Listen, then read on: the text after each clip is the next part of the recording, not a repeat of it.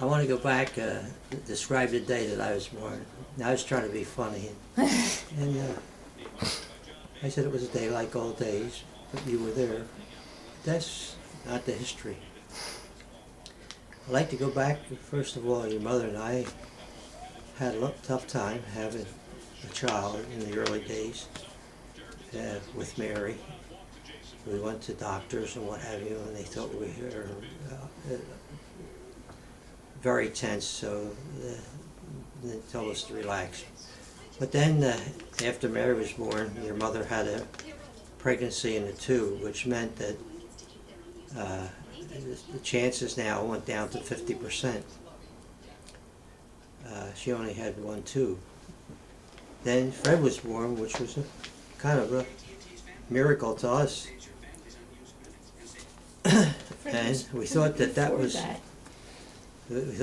the end, and then your mother had a miscarriage. So with one tube and all the problems she was having, we never thought we'd have another child. So it was Mary's prayers and a blessing that in March of 1968, you were born, and through the prayers and miracle, it was a real blessing because it was new to us. After 8 years, we had another child in the family. It wasn't 5 that your mother wanted, but it was 3, so that's a little bit of history.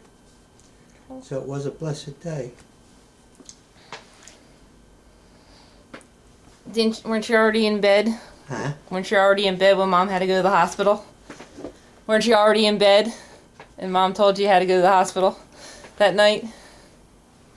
I was getting dressed. In pajamas, but I changed real quick. Okay, now we'll go on to what were some of the highlights of my job. Mm-hmm. Well, there were many. First of all, being hired by GE was kind of an interesting experience. Being the first designer hired in the aerospace area, which is new, and I was going into a group that was at the time had to do with explosives and high arming and fusing, which was basically for the Picatinny RC over in Jersey.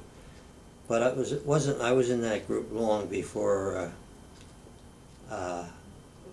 they started this new group, and they were going to do all the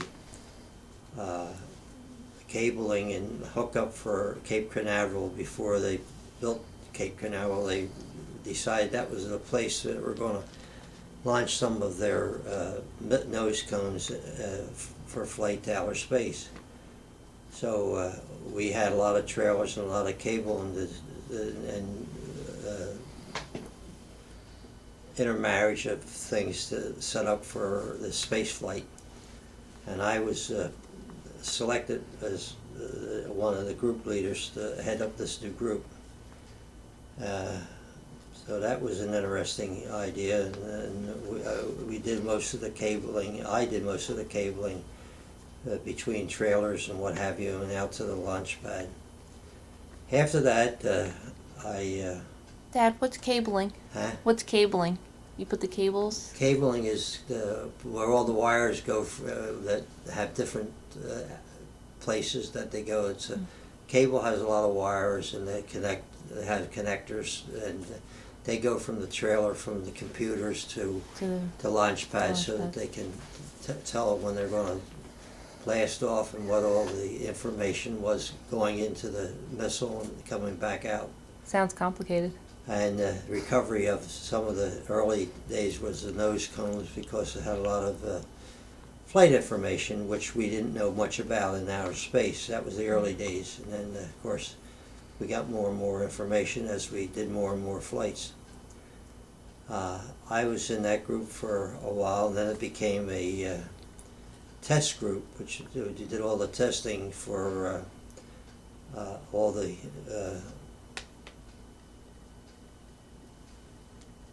outer space components that we were dealing with, and we did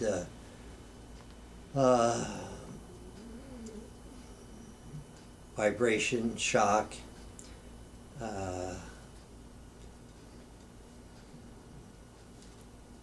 about every kind of test you could do on something, so see if you can make it fail before we sent it into space, and see what the type of failures were. So then that went on for a couple of years, and I became the manager of the group, which moved to Valley Forge.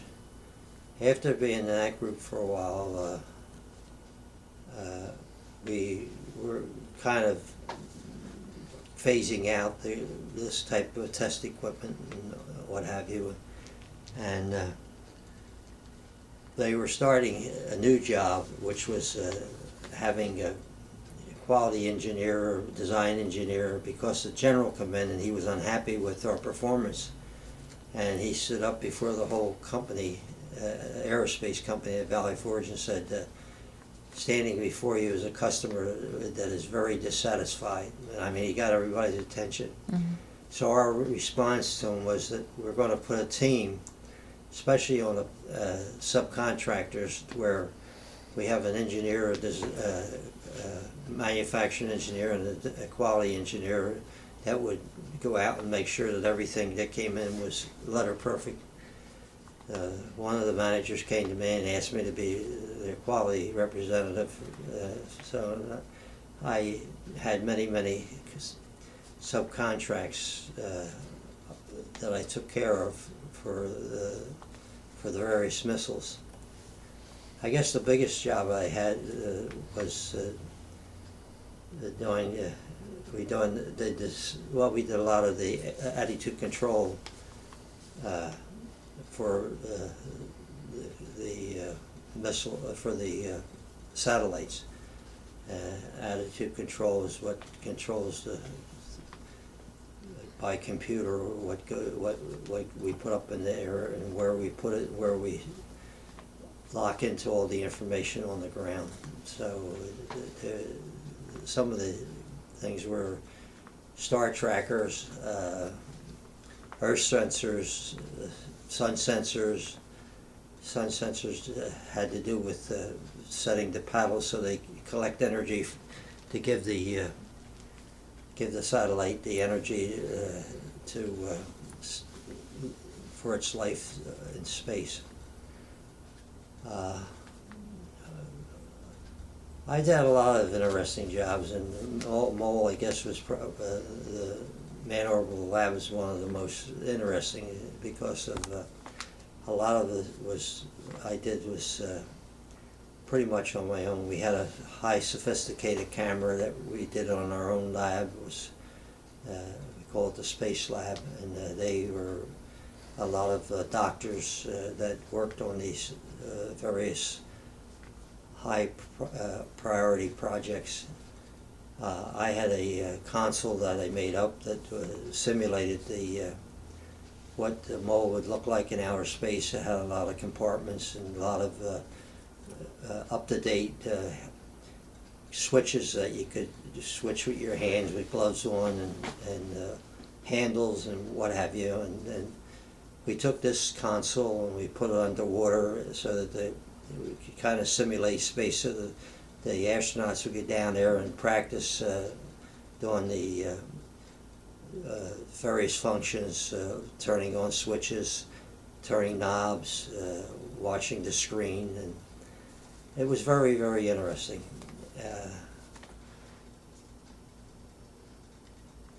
I decided to retire in 1990 because I was getting close to 65, and I took General Electric's own information and decided, and their information said that the earlier you retire, the longer you live, and that was pretty much documented, and I thought that that was a good omen for me to take advantage of. So I decided to retire. Worked. It worked. And I was going to retire. I took what they call the golden parachute, which was the golden handshake, or whatever you want to call it, which gave me my 25 years of service, a week for every 25 years of service, 5 weeks vacation for the following year, and I still had 4 weeks vacation in 1989, so I had a lot of time accumulated to retire on. General Electric was a very good company, and I was very, very fortunate to be a part of them.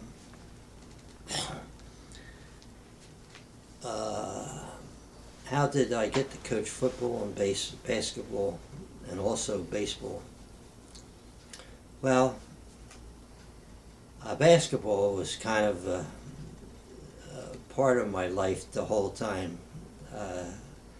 When I was a kid at grade school, I went to St. Anne's School in Phoenixville, and we had a janitor. I'm sure he wasn't a janitor all his life. He must have been a pretty educated man, but because of the Depression, he did, I guess, the janitorial work.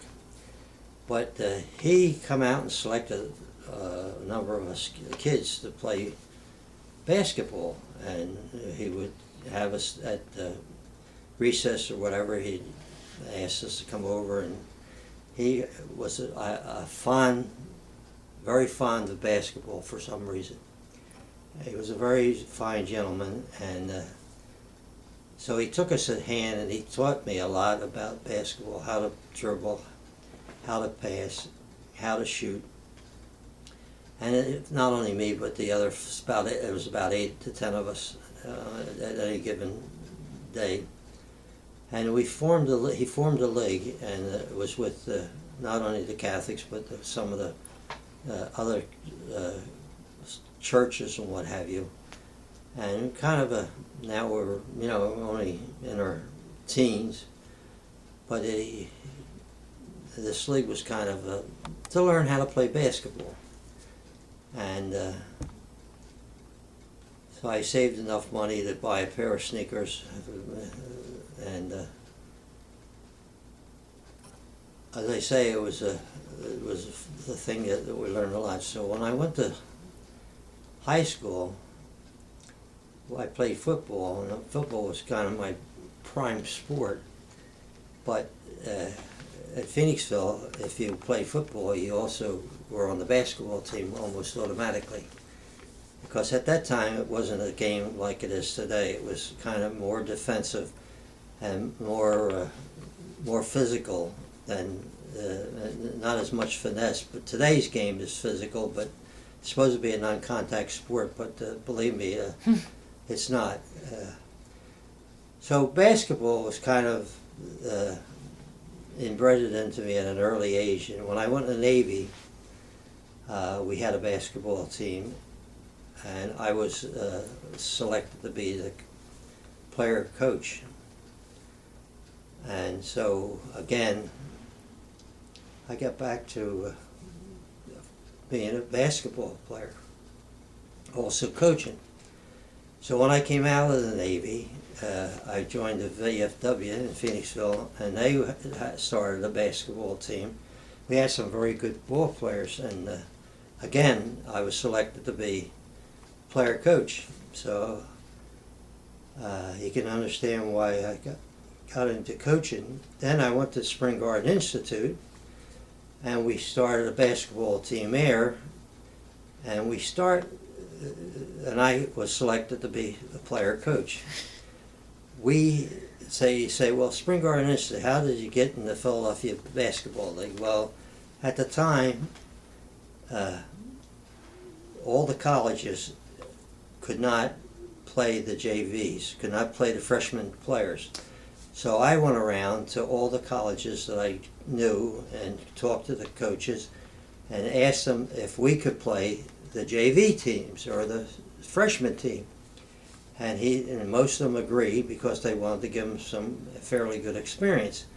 And we also played some college, some good high school teams, which was Roman. Coatesville had a good team. We played Coatesville. There were a lot of good teams in the Philadelphia area. Northeast Public had a good basketball team, good coaches. So we had a good schedule, and we did well against a team that was also Philadelphia Pharmacy had a good freshman basketball team. So, and textile. So it was a very interesting years, and so while coaching there and playing with the VFW, we played a lot of in the mainline league against a lot of the other VFWs, Veterans of Foreign Wars, and we did well against them. So that's how I got into coaching. So when I came to Mother Divine Providence, I started with the 5th and 6th grade with Paul Hawk, and Paul was the coach and I was the assistant coach at the time. And we got so that his children were now moving on, and I took over as the coach. And I didn't want to coach any of my children in basketball or any sport, but that's kind of hard to do. So I stayed with the Mother Divine Providence with the 5th and 6th and 7th and 8th, and 1 year with the girls for 17 years. Had a lot of good championship teams, and a lot of good ball players. I also coached baseball, and that was kind of because of Fred. He wanted to play baseball, but again, his favorite was football. But I coached for 3 years, I guess, baseball, and he graduated. He was in the junior league for 1 year, and they promoted him during the middle of the year to the next level. He was a catcher, and he did a great job. And I got into football because he wanted to play football, and he liked football. So he started with the 80-pound team, and I became the treasurer of the King of Prussia Football Indians. Then I helped out coaching, and we had went from the 2 years for the 80-pound team and went to the 95-pound team, and we won the championship down in the 95-pound team won the championship down in Atlantic City. So, which did you enjoy coaching the most? Well, I guess I have to say basketball, because I spent most of my time in basketball. I really I liked baseball because the rules were a little different. You had pitchers that only could pitch every one game a week, or one game. I guess you had 5 pitchers, and you couldn't pitch them all at the same time. And they had to pitch one game, and if they pitched that day, then they were done for the rest of the week. So it was a very interesting league. So as I say, I guess because I spent so much time with basketball, came up through basketball from what it was in those days, which mostly was a defensive game, to pretty much an offensive game. I was interested in the girls for a while, but the half court was the early days where the girls could only go half court, and then of course they changed the rules and the girls went full court, and today the girls play about as good as the boys do, and so it was. And when did that start? I helped my daughter become a starter at Kenrick her first year as a freshman, and she played for 4 years at Kenrick. Could have probably played in college, but she decided to go into track. What was the proudest moment of coaching? Well, there's a lot of proud moments, but I guess I have to say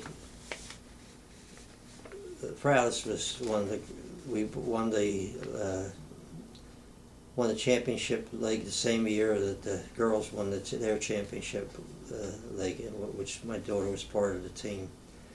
But I guess the biggest thing is we went into the Malvern tournament where there were 62 teams that competed, and we were in the final two. We were in the finals, and we lost to St. Coleman's by about 2 points, which was, I would say, was a toss-up. I thought we were just almost as good, but I had one 6-footer and they had 2 6-footers, and I think that was the difference in the game.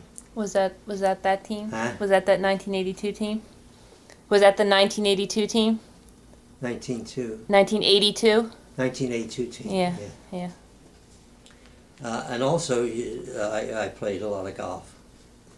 I went to Myrtle Beach with GE had a group of 16 guys who went down for 22 years.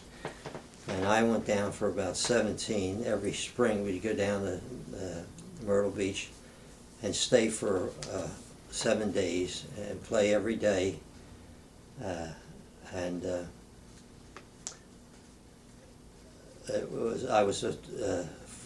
first I was kind of the rookie, and then I became prize chairman and also game chairman. So the last 5 or 6 years of the 17 I went, I was a prize chairman and game chairman. What were some of the best vacations you have taken? All the ones that General Electric paid for. I went to California, they paid for it. Went to Hawaii, they paid for it. Went to Florida a number of times, they paid for it. But no, some of them, I can't really say. I think every vacation I ever went on, I had a great time. I can't say that I had a bad time. I guess going to Hawaii was the way we went, and first class, and the way we spent out there was one of the better ones. Going to Disney World in Florida was one of the better ones. My wife and son and daughters tell me the best one they ever had was the one I worked at, was when we went to California. They went to Disney World and I went to work. So, but every vacation I ever went on, I can't say it was a bad one. I just can't put my finger on one better than the other. I've had a lot of vacations since retirement, and I got to say the same thing about them. I was with my wife every time, and we had never had a bad time. We went to Vegas. We went to all the national parks. We did the country almost all over. Nova Scotia, Canada, went to Europe a number of times, went to Ireland. Over to Ireland for 16 days. That was a great vacation. Went to see my brother's grave in Belgium, Luxembourg. That was a great vacation. So it's kind of hard for me to pin it down to any one spot. I have to say there were probably, I had a great life, great years of living, great family, and every vacation we went on was great. So I just put it in that category. Why did I decide to retire? Again, General Electric put out a number of brochures that says the earlier you go out, the longer you live. So, and I was at the point where General Electric was just going through some the space division was going through some changes where we went together with RCA, and then they were talking about going with Lockheed, and things seem to be changing radically. The last program I worked on at GE was GPS. I was up in New York, ITT, I guess it was going to do all the electronics for the GPS satellites, and so that was my last, one of my last jobs was, I was taking over that portion of the program when I decided I was going to retire. GPS became a great satellite, and one of the greatest. Every year they put up a better satellite, and we get smarter and smarter. Invention ever. Space age was a great thing for the world and for all the people in the United States. What was it like when you first held Patricia as a baby? Well, it's like holding all my babies. I enjoyed every one of them. They cuddled, they cooed, and they mostly went to sleep very peacefully.